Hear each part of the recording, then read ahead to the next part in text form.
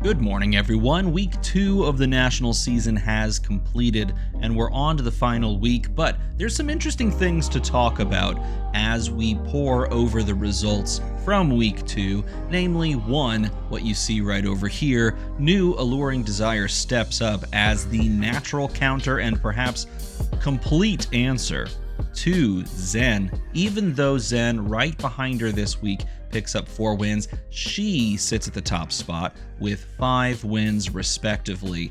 And I don't know if you watched any of the streams over this past weekend, but there were a lot of great examples of how Nu can play into the Zen matchup and just get away with murder, which is fantastic to see because there's a lot of conversation about banning this and restricting that as far as Zen is concerned to try and bring him back down to the power level of the others. And Nu just shows up, shows out, and says, well, this is how you do it. You just take their cards away from them. And so Nu Alluring Desire sits at number 1 on the week 2 of national championships. Now, Zen still overall has the most wins and the most living legend points, therefore we will talk about that here in a little bit. Also want to point out Victor Goldmain showed up twice, and won twice, I should say. Showed up perhaps a little bit more than twice, but won twice. In fact, I watched the finals where he dismantled an Iris Enigma opponent, and that Iris Enigma player was fantastic. Was on stream multiple times. This was over on the 1-2 Juice channel, so if you want to watch that back, feel free to go watch that national championship back. And Victor pulls out the win in the end off of the back of a ton of just unraveled aggression, which was fantastic to watch. Dash Inventor Extraordinaire also picked up a win, and that one was also really cool to watch. That was on the main YouTube channel for Flesh and Blood. That was the New Zealand National Championship, and Dash just kind of says burr.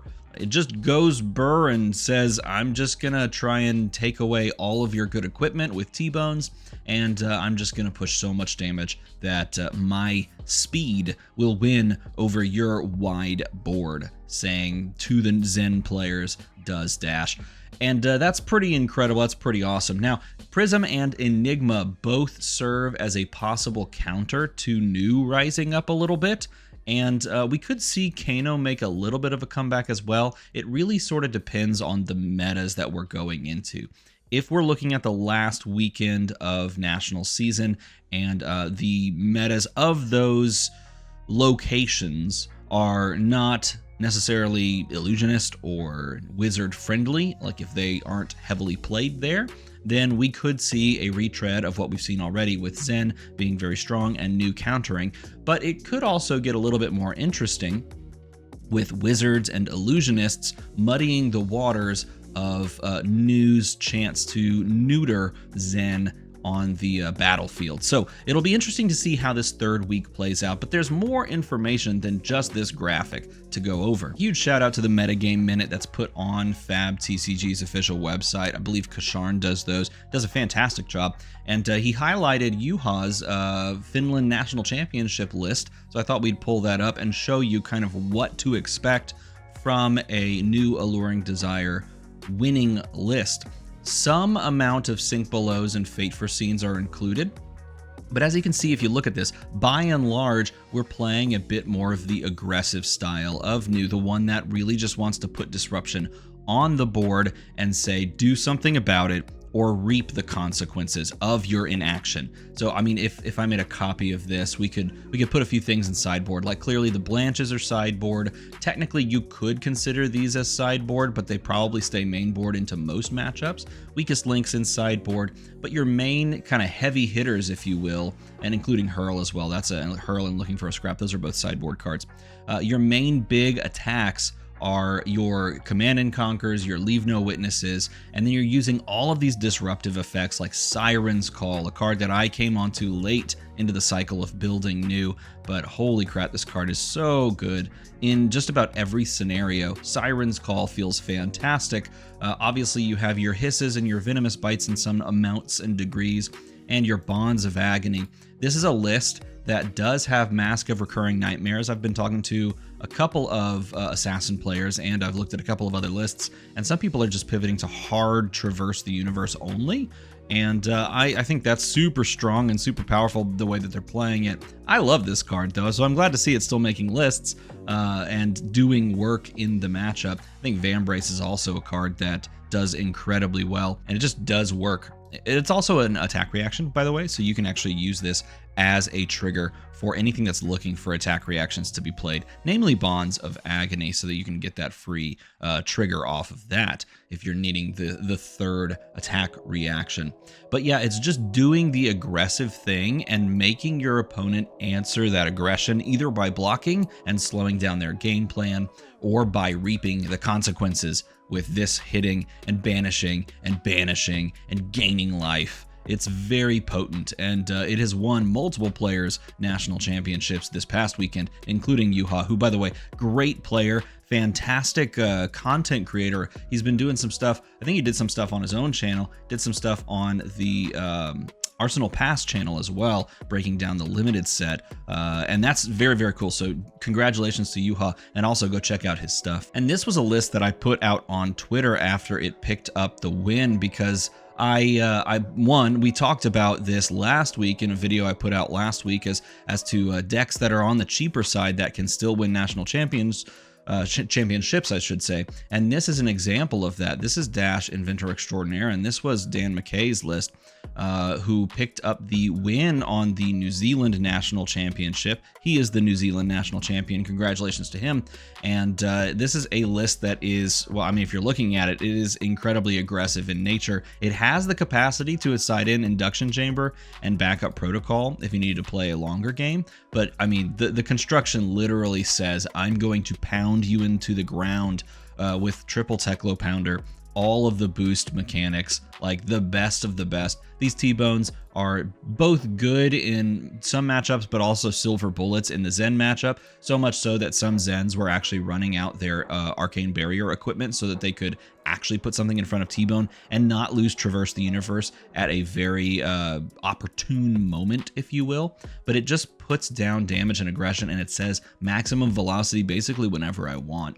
High Octane, the inclusion of it back into Dash, original Dash I should say, is really fun to see as well. And you can shoot the pistol multiple times this way, which is the primary use case, but it also just gives you the ability to like play the Spark of Genius, play the Teklo Core, and do something else, or just play it at the end after a few more strings of attacks. So it gives you a lot of flexibility there, and it's fun to see a card that was, you know, establishing the Mechanologist class in Arcane Rising come back into the list when it sometimes exited it out because you were playing the more measured, slower game plan for Dash Inventor Extraordinaire. Yes, this list only cost $440 on TCG Player. That is not the case for the previous list we looked at. This one is definitely more expensive, and I am not sitting here trying to tell you that one list is better than the other because of the price point. And I am not trying to sit here and tell you that Flesh and Blood as a game is the cheapest game on the market because this person won with a deck that's only $440. That would be a farce. That's not the case. It's not the cheapest. It does require monetary investment to win a national championship sometimes, and to enter into the game sometimes. That is a side point for a further down the line question and video. Nevertheless, I do want to point out that there are decks in this game that cost this and less and still do well. And in fact, tonight over on my Discord, we're actually getting a bunch of people together and we're just playing Classic Constructed. Everyone's legal, including Living Legend Heroes. The only restriction is that your deck has to cost $200 or less on this TCG Player thing. I'm not sure if I should stream it or not. What do you think? Let me know in a comment below if I should stream a casual Classic Constructed tournament where the only restriction is that your deck has to cost less than $200. If you think so, sound off in a comment below. And before we dive in talking about Living Legends status, I do want to point out that if you're looking for good deals on these cards, and not having to pay an arm and a leg on shipping from TCG Player, just go with MinMax Games. MinMax Games, sponsor of the channel, they're fantastic. You can buy stuff directly from them. It is a wonderful user experience, and they'll take good care of you. You can get cards for way cheaper, and you don't have to pay like $70 in shipping like you do on TCG Player. And finally, how is this all affecting the Living Legend status of some heroes? Dash did win one event and therefore has some points on the board. They're at 860. She is 140 points away. That would equate to six national championships she would have to win in this final week. I don't think it's going to happen. She will be around throughout Pro Tour Amsterdam and beyond. There's a chance that someone spikes, an event at Pro Tour Amsterdam or the Calling or the Battle Hardened. I don't even remember what the Battle Hardened's format is, if it's even CC. Nevertheless, there's a chance that someone picks up a win with her at one of those events, and in doing so, they could push her over the top. But I don't expect her to go this national season, and I would be hard-pressed to see her go in the Pro Tour as well. Instead, I think she's going to be around until sometime towards the end of the year when more of the CC events start to roll around, and then she'll make her exit after that. Azalea has been doing some interesting stuff. In fact, I want to point this out. I'm going to go to a spreadsheet made by some fantastic members of the community. It's a little cut off, so let me reposition it for you. So this spreadsheet was primarily put together by Vishra, so go follow him on Twitter. He's updating it constantly. I made a copy so I could do some edits, like sorting by the number of wins here on the top 8 breakdowns. These are the numbers, I should say, of the top 8s in all of the nationals that they could collect. And in doing so, we've seen that Zen sits at the maximum number of wins of 9, or the top number of wins, I should say, of 9. New right behind at 6, Enigma at 3, KO at 2, Victor at 2, Dash IO at 2 from the first week, Dash IE now at 1. And Azalea has not made much headway after that first weekend. But if we look at the meta breakdown down here on this wonderful pie chart, which I'm going to make a little bit bigger so that we can all see a little bit better, Azalea, well, it just changed everything around a little bit. Azalea sitting at 258 players playing her, and 12.4% of the meta is really only seeing one person win, 21 of them in the top 8, 11 of them in the top 4, so it's a pretty big drop off there, and then a huge drop off into the finals, 11-2, and then one winning. So Zen takes up 16% of this meta share of players playing the deck. Right behind him is Azalea, but not nearly the same results that we saw from the two of them. The same thing can be said for Kano. Kano came out and won one of the events in week 1 and hasn't done anything since. Not many in the top 8 in general, and not many being played as well. And another huge drop off for Prism. Prism had 19 players in the top 8s, drops all the way to 6th, all the way to 3, and then all the way to 1 win. And that was this past weekend, if that has been updated, and I believe it has, meaning that Prism has a pretty big drop off. KO, same thing. KO drops a little bit. 26 to 15, which is pretty big, down to 6, 10 to 2. And so these big moves that we see aren't converting these massively played, or I should say very powerful heroes as you might expect. So KO not converting, Azalea not converting, Kano, if you're expecting it, not converting. Dash IO did convert very well that first weekend, and not doing anything this weekend on paper. But I did want to point it out that Azalea, a hero that I thought was going to be quite successful in this national season, not showing as many wins as I would have expected perhaps at this point. Now that could turn around in week 3, we shall see, but definitely new charging forward and saying I'm the reason that Zen will be curbed as of right now. And I'd be hard pressed to see anyone else do better against Zen than perhaps New, which is kind of funny because, Zen, New, and Enigma, all 3 heroes that sit at the top of national season. Is it because the set is now out and people haven't had as much time to play into them, and yet they're so well designed to play into each other that they have good matchups? Or is it because they are just so powerful out of the gate? It is a very strong and highly tuned set. Is it because those heroes just stand head and shoulders above the others? Let me know what you think in a comment below.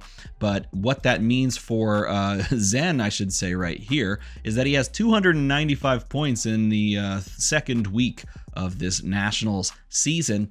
he has already passed up Reinar. He's, well, obviously new. Levia. He's passed up all of these heroes, some of which have been around for a bit, like Dash.io, Riptide. They've been around for a little bit. And he's looking to pass up a couple of other heroes. Like, he could, by the end of this season, sit above Sir Bolton. I don't know if he gets to Viserai levels, but that would be quite interesting if in one national season he has so dominant of a performance that he just passes Viserai. That would be a lot. That would be a lot of points and a lot of wins, and it would really cement him as the only deck in format. Perhaps not even the best deck, but almost the only deck in format.